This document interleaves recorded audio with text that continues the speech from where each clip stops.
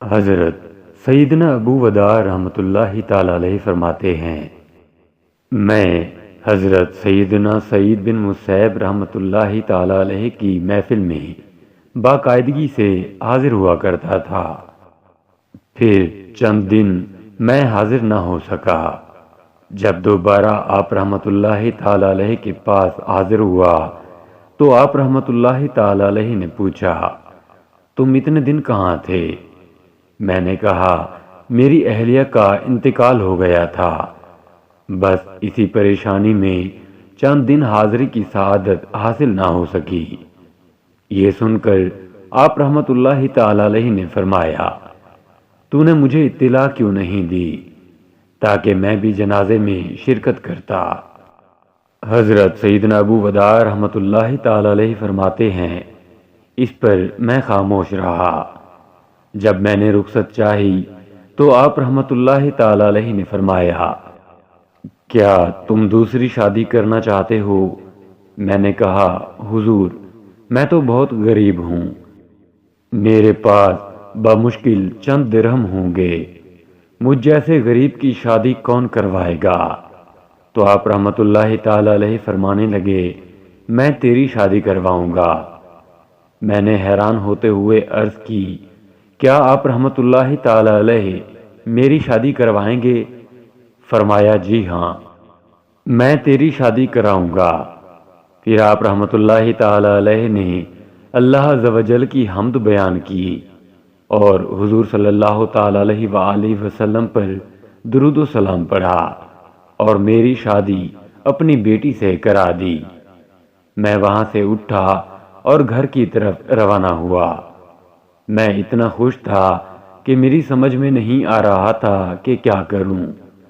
پھر میں سوچنے لگا کہ مجھے کس کس سے اپنا قرضہ وصول کرنا ہے، اور اسی طرح میں آنے والے لمحات کے بارے میں سوچنے لگا۔ پھر میں نے مغرب کی نماز مسجد میں ادا کی اور دوبارہ گھر کی طرف چلا آیا۔ میں گھر میں اکیلا ہی تھا۔ پھر میں نے زیتون کا تیل اور روٹی دسترخوان پر رکھی اور کھانا شروع ہی کیا تھا کہ دروازے پر دستک ہوئی۔ میں نے پوچھا، کون؟ آواز آئی، سعید رحمۃ اللہ تعالی علیہ۔ میں سمجھ گیا کہ ضرور یہ حضرت سیدنا سعید بن مسیب رحمۃ اللہ تعالی علیہ ہی ہوں گے۔ اتنی دیر میں وہ اندر تشریف لے آئے۔ میں نے کہا، آپ رحمۃ اللہ تعالی علیہ مجھے پیغام بھیج دیتے، میں خود ہی حاضر ہو جاتا۔ فرمانے لگے، نہیں، بلکہ تم اس بات کے زیادہ حقدار ہو کہ تمہارے پاس آیا جائے۔ میں نے کہا، فرمائیے، میرے لیے کیا حکم ہے؟ آپ رحمۃ اللہ تعالی علیہ نے فرمایا، اب تم غیر شادی شدہ نہیں ہو، تمہاری شادی ہو چکی ہے۔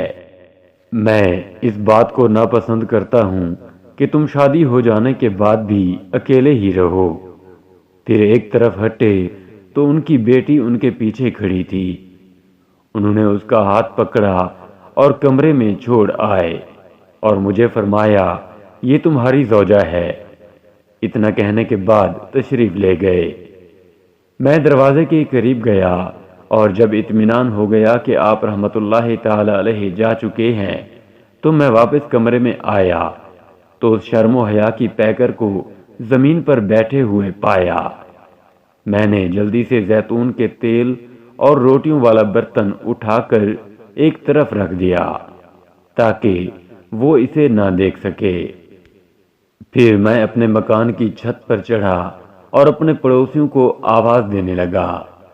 تھوڑی ہی دیر میں سب جمع ہو گئے اور مجھ سے پوچھنے لگے، تمہیں کیا پریشانی ہے؟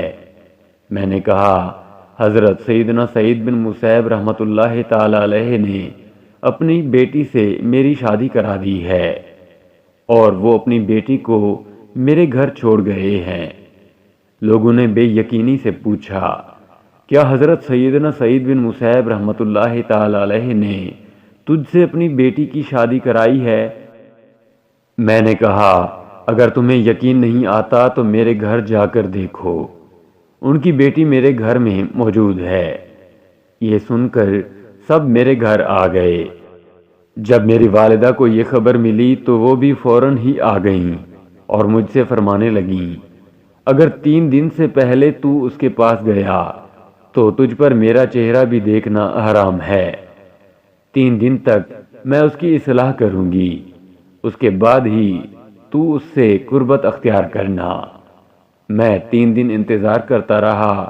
چوتھے دن جب اس کے پاس گیا اور اسے دیکھا تو دیکھتا ہی رہ گیا۔ وہ حسن و جمال کا شاہکار تھی، قرآن پاک کی حافظہ، حضور صلی اللہ تعالی علیہ وآلہ وسلم کی سنتوں کو بہت زیادہ جاننے والی اور شوہر کے حقوق کو بہت زیادہ پہچاننے والی تھی۔ اسی طرح 1 مہینہ گزر گیا، نہ تو حضرت سیدنا سعید بن مسیب رحمۃ اللہ تعالی علیہ میرے پاس آئے اور نہ ہی میں حاضر ہو سکا۔ پھر میں ہی ان کے پاس گیا۔ وہ بہت سارے لوگوں کے جھرمٹ میں جلوہ فرما تھے۔ میں نے ان کو سلام کیا، انہوں نے جواب دیا۔ اس کے بعد مجلس کے ختم ہونے تک انہوں نے مجھ سے کوئی بات نہ کی۔ جب سب لوگ جا چکے اور میرے علاوہ کوئی اور نہ بچا تو انہوں نے مجھ سے فرمایا، اس انسان کو کیسا پایا؟ میں نے عرض کی، حضور، آپ رحمت اللہ تعالی علیہ کی بیٹی ایسی صفات کی حامل ہے کہ شاید کوئی دشمن ہی اسے ناپسند کرے، ورنہ دوست تو ایسی چیزوں کو پسند کرتے ہیں۔ فرمایا، اگر وہ تجھے تنگ کرے تو لاٹھی سے اصلاح کرنا۔ پھر جب میں گھر کی طرف روانہ ہوا تو انہوں نے مجھے 20,000 درہم دیے۔ میں انہیں لے کر گھر کی طرف چلا آیا۔ حضرت سیدنا عبداللہ بن سلمان علیہ رحمۃ اللہ المنان فرماتے ہیں، حضرت سیدنا سعید بن مسیب رحمۃ اللہ تعالی علیہ کی اسی صاحبزادی کے لیے خلیفہ عبد الملک بن مروان نے اپنے بیٹے ولید کی شادی کا پیغام بھیجا تھا، لیکن حضرت سیدنا سعید بن مسیب رحمۃ اللہ تعالی علیہ نے انکار کر دیا۔ عبد الملک نے ہر طرح کوشش کی کہ کسی طرح آپ رحمت اللہ تعالی علیہ راضی ہو جائیں، لیکن آپ رحمت اللہ تعالی علیہ برابر انکار کرتے رہے۔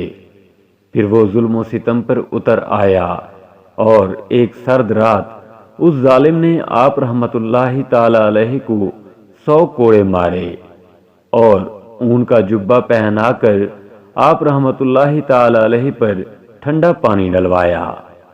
اللہ عز و جل کی ان پر رحمت ہو اور ان کے صدقے ہماری مغفرت ہو، آمین، بجاہ نبی الامین صلی اللہ تعالی علیہ وآلہ وسلم۔